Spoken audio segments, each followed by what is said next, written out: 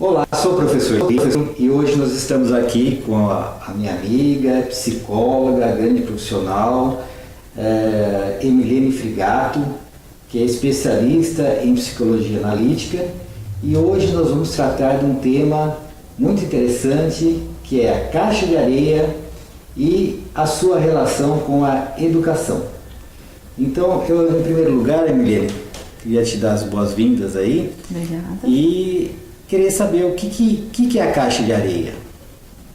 A caixa de areia é um método que foi desenvolvido pela Dora Kauf, que era uma analista junguiana. O primeiro contato dela com a técnica foi, na verdade, com Margaret Lowenfeld, com a técnica do mundo. Então, a Dora Kauf conheceu essa técnica, que era uma caixa de areia com as miniaturas, e então ela adapta para o setting junguiano, utilizando todo o referencial teórico junguiano para desenvolver essa metodologia. Então, a caixa de areia na verdade, em termos de técnica, a gente tem uma caixa com dimensões específicas. Essas dimensões específicas têm um propósito, que é manter o cenário, né, dentro do campo de visão do paciente quando ele está montando a cena. A caixa tem um fundo azul e ela é preenchida com areia. O propósito desse fundo azul é quando a pessoa arrasta a areia, ela consegue simular água. E junto com isso existe uma estante com miniaturas de de tudo que existe no mundo real e imaginário, para que a pessoa possa montar cenas nessa areia, né? E depois dela montar a cena nessa caixa de areia, o que é feito? Como que se desenvolve o processo psicoterapêutico aí? Então, o paciente ele faz a cena na areia, o analista vai fotografar esses cenários, tem um protocolo onde ele anota também os comentários, as observações, as miniaturas, a ordem. O analista vai observar a colocação dos objetos, né? Cada canto em que a pessoa coloca as miniaturas tem um significado, tem um simbolismo. E, na verdade, o terapeuta ele não interpreta a imagem quando ela é feita. Ele só auxilia o paciente para que ele se conecte mais profundamente com aquele cenário, com aquela imagem, que é uma representação do mundo interior do paciente. Mas é importante não interpretar nesse momento o cenário para deixar com que essa imagem flua, porque ela vai se transformando de cenário para cenário. Então, depois de uma série de cenários, quando o terapeuta sente que ali fechou uma história, né, que fez um círculo, então, nesse momento, o terapeuta pega todas as fotografias, as imagens que ele tem das caixas, do processo, e daí faz a devolutiva para o paciente. Entendi. E eu poderia dizer assim que enquanto ele está desenvolvendo montando o cenário, alterando o cenário, está havendo um diálogo ali do paciente, como você se refere, né, daquela pessoa, com o cenário, quer dizer, conteúdos do inconsciente são trazidos à tona e ao mesmo tempo eles estão sendo reelaborados. Há esse diálogo que favorece o processo psicoterapêutico? Isso é exatamente o propósito e a razão da caixa de areia, não é? É que ao objetivar essa imagem interior, eu entro em contato com ela, eu posso trazer essa imagem interior para a consciência e dialogar com essa imagem. E só o fato de fazer a imagem já produz uma alteração interior, não é? No indivíduo que está produzindo a caixa. Entendi. Ela produz na medida que vem à consciência conteúdos que eventualmente estão inconscientes. Exatamente. E porque mexe emocionalmente também com os pacientes, não é? Você vê ali representada um conteúdo que é seu, que é emocionalmente carregado, mobiliza emocionalmente. E é justamente essa mobilização emocional que faz a energia psíquica se movimentar. Entendi. E durante o processo, o paciente está lá trabalhando, está montando cenário, está havendo esse diálogo. Como que fica o papel do psicoterapeuta, né? Ele intervém, ele ajuda nesse diálogo, ele tenta aproveitar as oportunidades para já estar, de certa forma, ajudando o paciente a reelaborar esses conteúdos, ou ele fica simplesmente observando e não intervém? Eu acho que isso também, a teoria diz que é para interferir o mínimo possível, mas assistindo vídeos, né, da Dora Kauf e de outros analistas que trabalham com essa técnica, você vê que eles pontuam coisas, mas mais para enaltecer o símbolo que está ali do que para direcionar de alguma maneira. Então, qualquer intervenção que o analista faça nesse momento vai ser justamente para enaltecer e para fazer com que aquele símbolo se torne mais vivo, que a pessoa se relacione de maneira mais próxima com aquele símbolo que se manifestou dentro da caixa. Entendi. Ou naquela imagem. Né? Então, por exemplo, se o psicoterapeuta, conhecendo evidentemente o seu paciente, ele perceber que algum conteúdo ali daquele paciente foi emergiu a consciência, foi constelado naquele momento através daquele cenário. O psicoterapeuta, achando importante que aquilo seja olhado com mais carinho, que seja desenvolvido mais aquele tema, ele dá uns toques sutis para que a pessoa vá se concentrar um pouco mais naquele símbolo e tentar desvelar esse símbolo um pouco mais. Seria mais ou menos isso, não?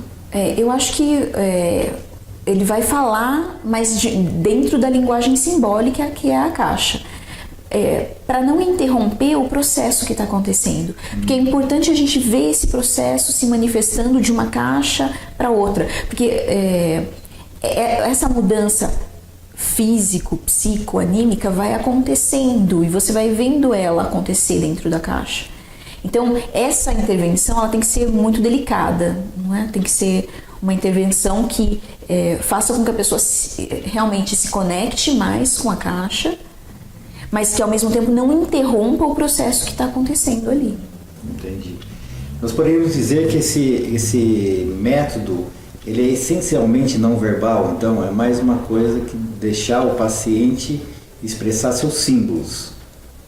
Ou ele fala durante o processo, ele também... O paciente pode falar durante o processo, depois que o paciente termina de fazer a caixa, o analista pergunta para ele, né, pede associações a respeito da vida, do que aconteceu, né, ali, do que ele está representando, até para compreender esses símbolos que estão se manifestando ali. Não só, às vezes o paciente vê uma coisa ali que não é exatamente o que está acontecendo no processo dele, não é? Mas o analista tem que estar um passo à frente e sabendo um pouco mais consciente do que está acontecendo ali do que o próprio paciente.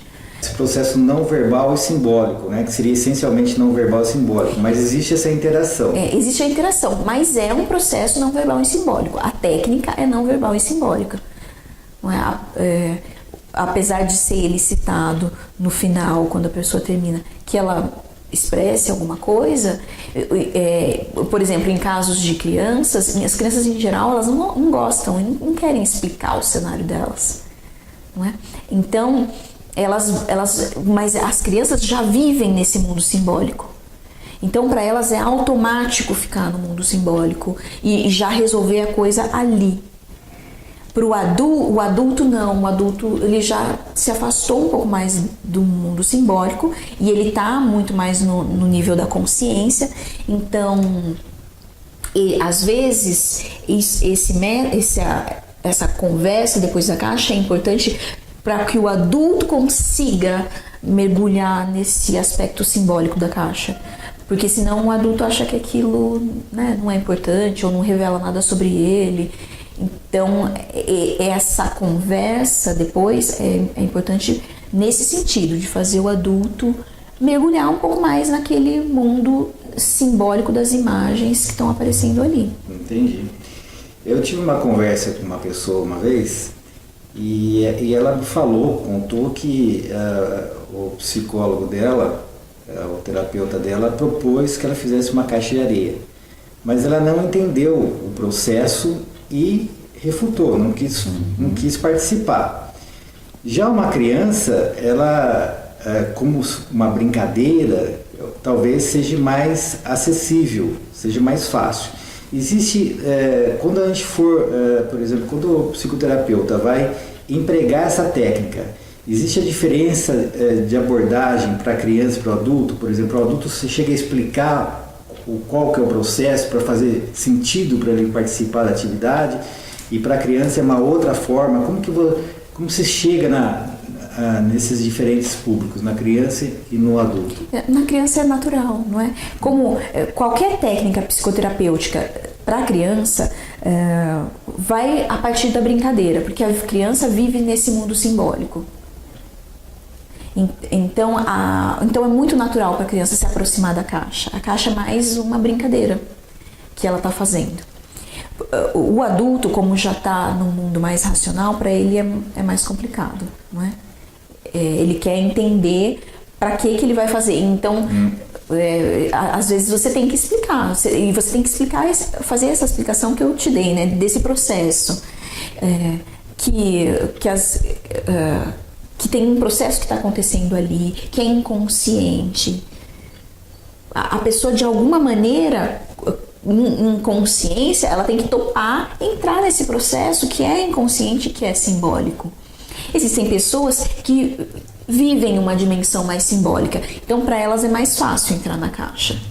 Algumas pessoas extremamente racionais, para elas é mais difícil. Qualquer recurso expressivo, como a caixa, ou não é importante, ou é ameaçador, ou não faz sentido nenhum. Os sonhos, o mesmo acontece quando você vai trabalhar com sonhos ou com outras coisas que não sejam a psicoterapia verbal.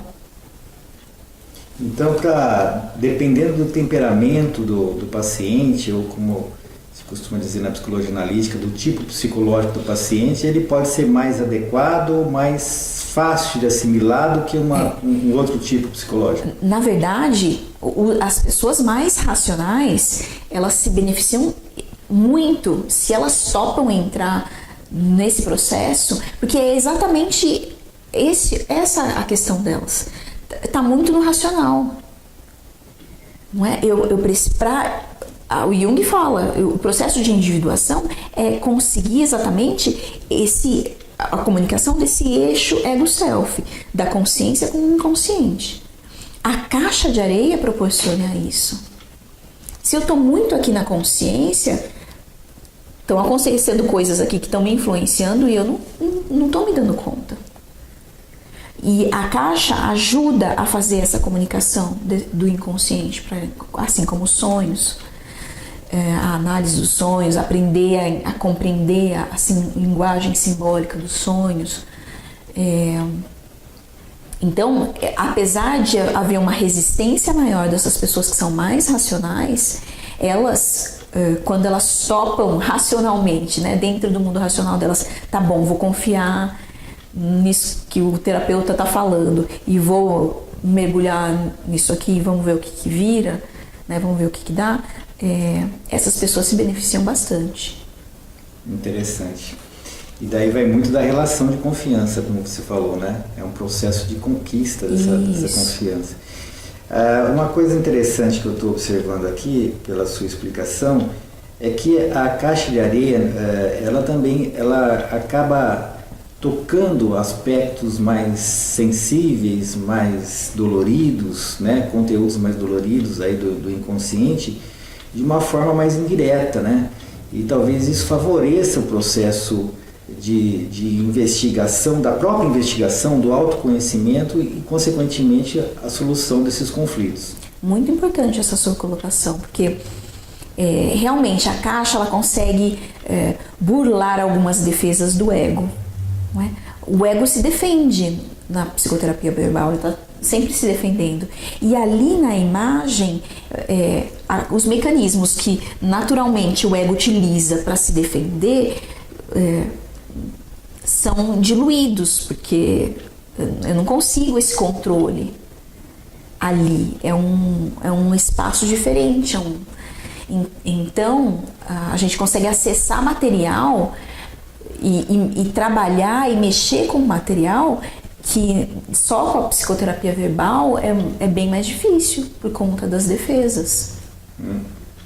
E eu imagino que assim, que a hora que a pessoa começa a desenvolver a atividade, pode até ser que no começo ela esteja atenta e racionalizando tudo que está fazendo.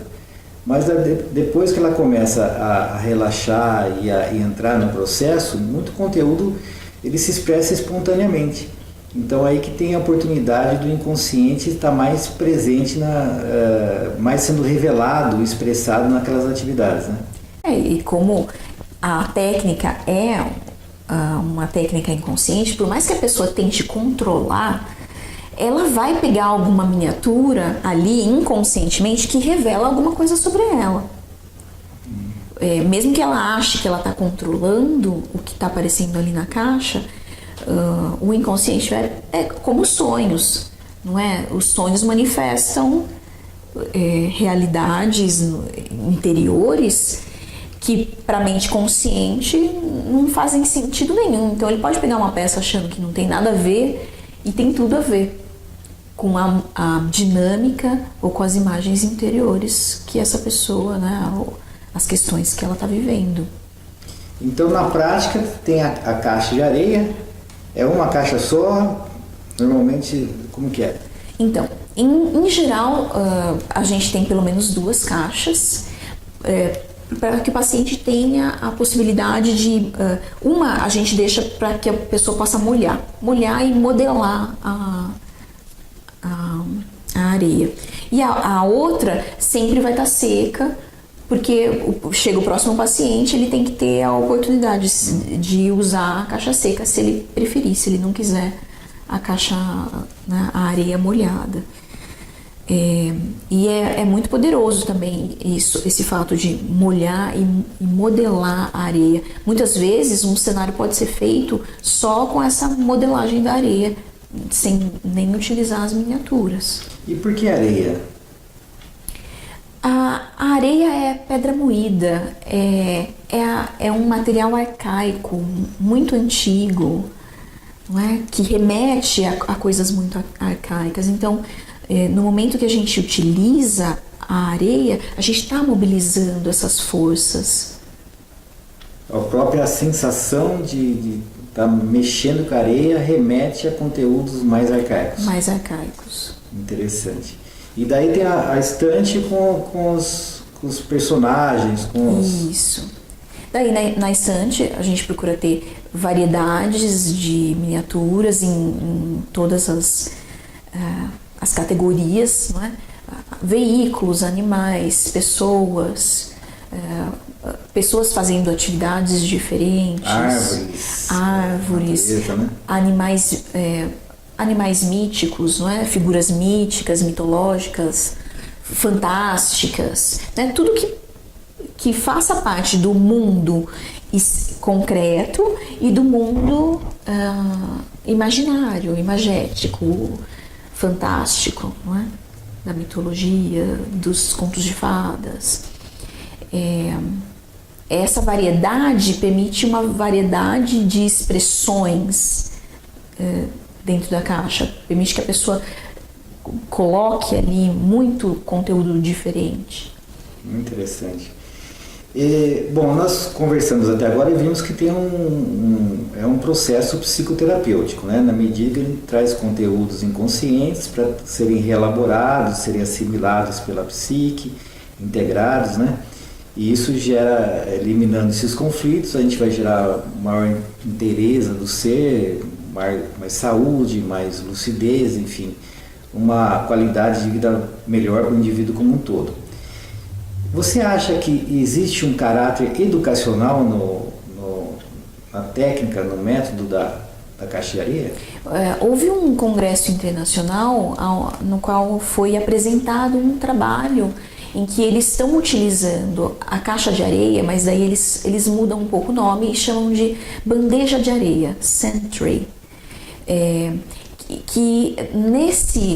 No sand tray eles utilizam a mesma ideia da caixa de areia, né, da caixa preenchida com areia, as miniaturas, no contexto pedagógico. Então as crianças têm um horário, um determinado horário durante o período letivo, no qual elas vão poder brincar com a caixa delas. Elas têm a caixa delas, como na psicanálise as crianças têm a caixa lúdica, na escola, não é? A criança tem a caixa dela com as miniaturas dela e ela vai brincar ali com as miniaturas durante o período escolar. E eles reportaram melhoras na criança, né, em questões pedagógicas, pelo simples fato das crianças terem um tempo ali, porque na criança, é como a gente conversou, é automático essa dimensão simbólica.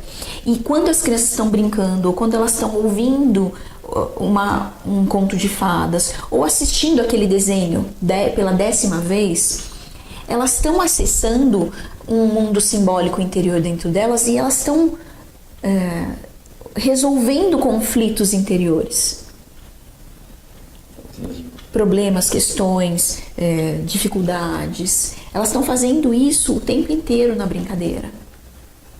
Muito interessante. Bom, eu acho que você quer completar com mais alguma coisa? Eu acho que é importante completar com né, mais uma pesquisa muito recente que foi feita agora e que recebeu um prêmio. É Reginalda Mata, eu acho que, se não me engano, sob a orientação da Denise Ramos. E ela fez uma pesquisa com crianças em situação que foram tiradas da guarda dos pais, não é? Que estavam em abrigo, em situação de abrigamento. Então ela levava lá, né, a caixa com um set de miniaturas para trabalhar com as crianças, e ela utilizou um teste comportamental para fazer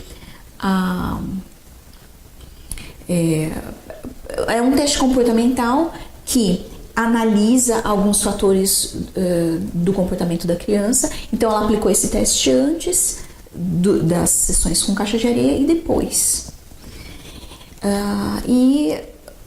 Além disso, elas seguiram todo o protocolo científico de ter um grupo controle, não é? Que ia brincar com areia, mas com aquela caixinha oriental que tem o rastelinho, as pedrinhas. Então tinham as crianças que iam brincar só com aquilo, e tinham crianças que iam brincar com a metodologia da caixa de areia. E elas perceberam que, né, o resultado da pesquisa percebeu que em algumas sessões, eu não me lembro certinho, mas acho que algo em torno de 7 ou 9 sessões que as crianças fizeram com a caixa de areia, elas já tiveram melhoras no comportamento, que foram verificadas por esse teste comportamental. Então, é uma técnica que cientificamente já está comprovada, bem estabelecida. Entendi. Não é? Muito interessante. E que de um trabalho aqui brasileiro nosso, e que recebeu um prêmio internacional por conta disso. Muito bom. Eu então gostaria de agradecer aqui a participação da psicóloga Emiliane Frigato no nosso bate-papo aqui, que foi muito interessante, muito gostoso, muito proveitoso.